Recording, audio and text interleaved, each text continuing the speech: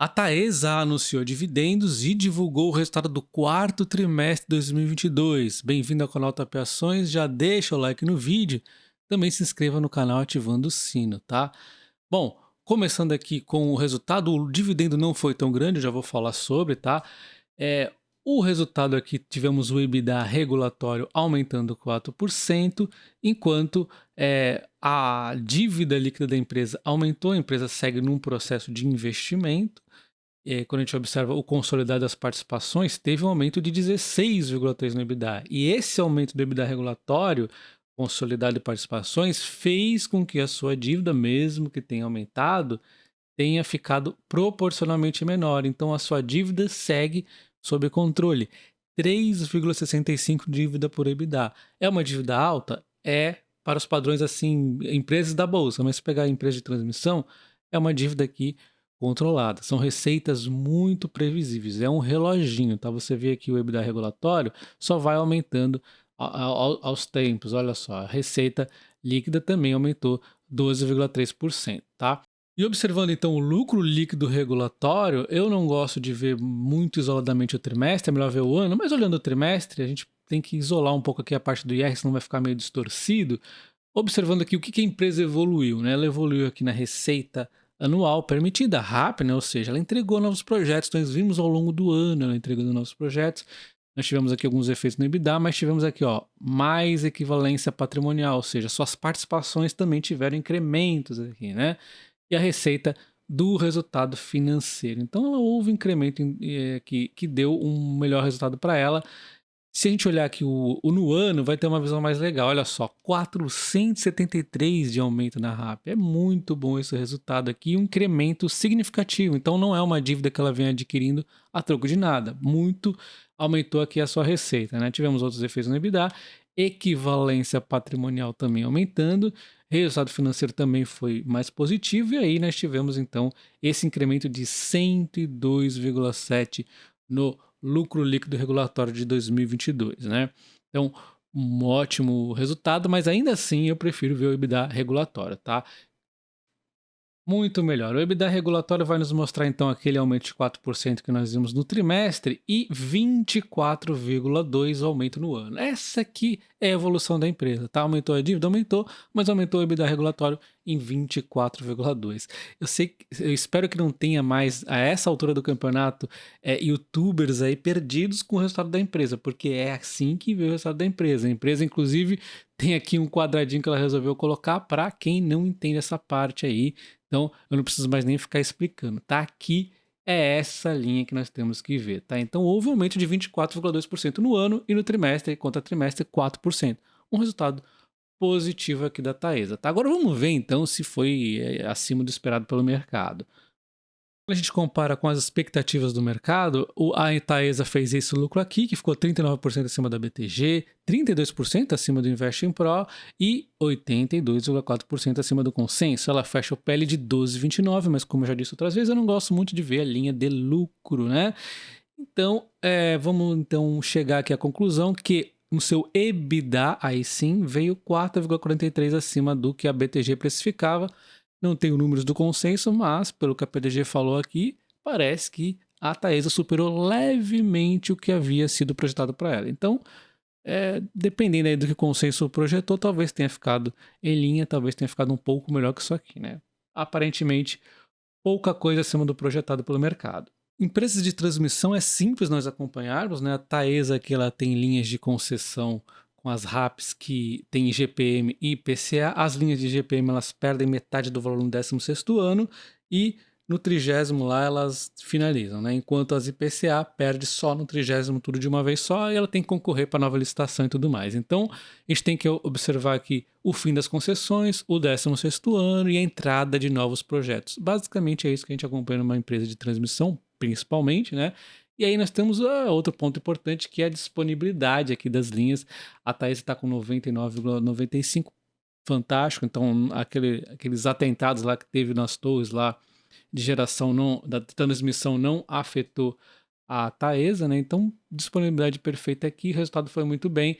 E aí a gente observa que ela teve aqui algumas quedas de RAP no ano passado, mas ela compensou muito bem com a entrega de novos projetos. É por isso que ela precisa ficar investindo e ela, se eventualmente ficar uma redução de dividendo acontecer no meio do caminho, a gente não pode se preocupar porque ela está fazendo um ótimo trabalho, né? Ela ainda tem mais uma queda de RAP agora, nesse trimestre, nesse próximo trimestre, tá? Então é mais uma quedinha aí que vai acontecer, que vai entrar em 16º ano e é a última. A partir daí a gente só se preocupa mais mesmo lá para 2030, quando tem uma série de concessões que vão ser perdidas, e é por isso que ela precisa estar investindo nesses próximos anos, né? Ela já vem fazendo muito bem isso, né?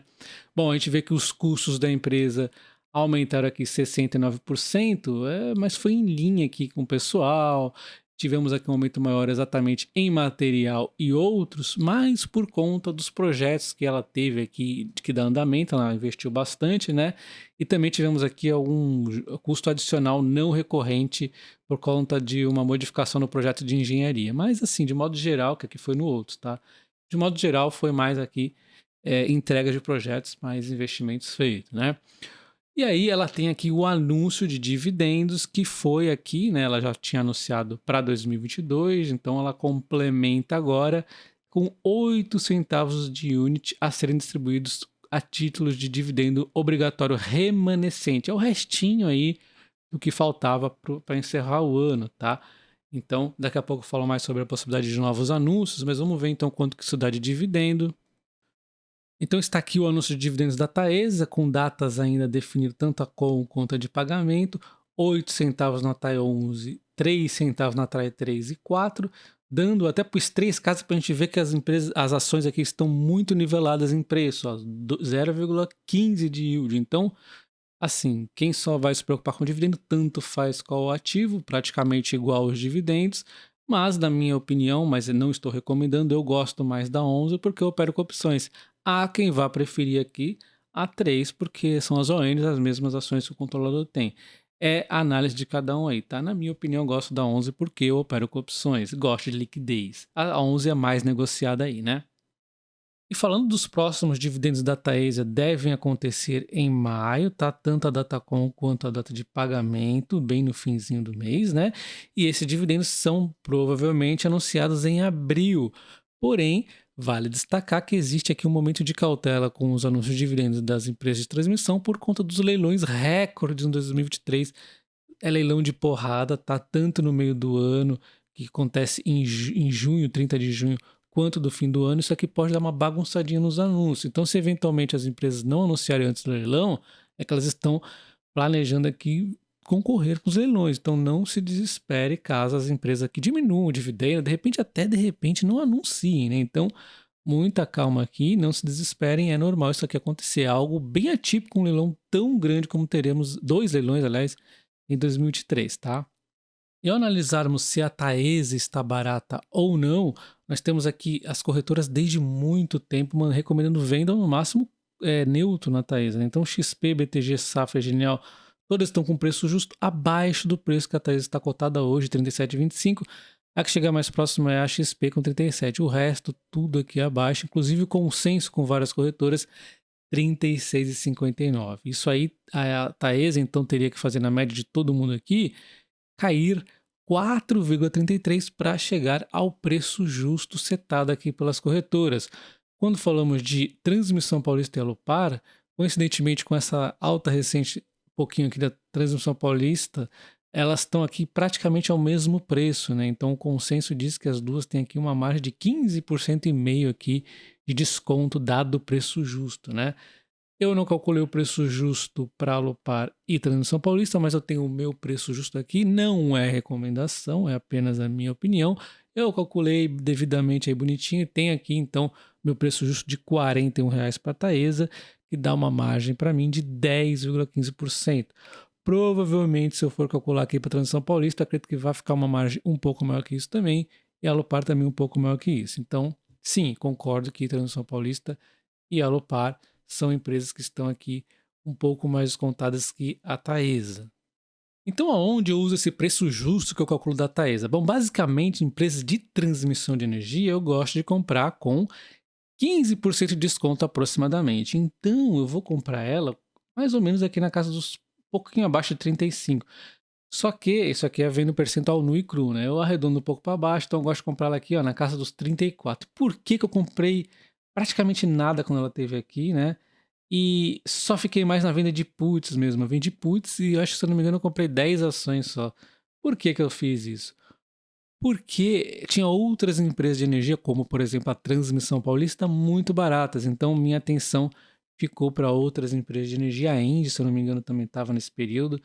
E aí não dei tanta atenção para a Taesa e ela acabou subindo novamente. E quando ela chegar aqui novamente próximo dos R$ 41, eu vendo caos, que é o quê? Compromisso de vender a ação caso ela fique a um valor acima do strike que eu colocar. E geralmente eu ponho esse valor como acima de 44. Por que acima de 44?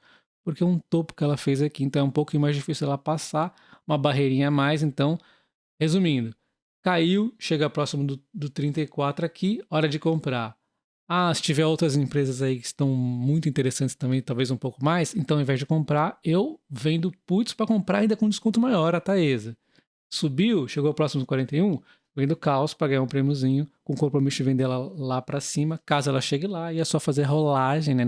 Então, recentemente eu mais operei com opções com ela do que propriamente comprei ou vendi, porque vender que eu não vou vender nunca e comprar eu acabo não comprando tanto porque ela tá com outras empresas aqui de energia que geralmente estão mais baratas quando ela chega ao fundo. E quando a gente fala de dividendos da Taesa, eu tenho meu dividendo em 8,70 esperado para a Taesa em 2023.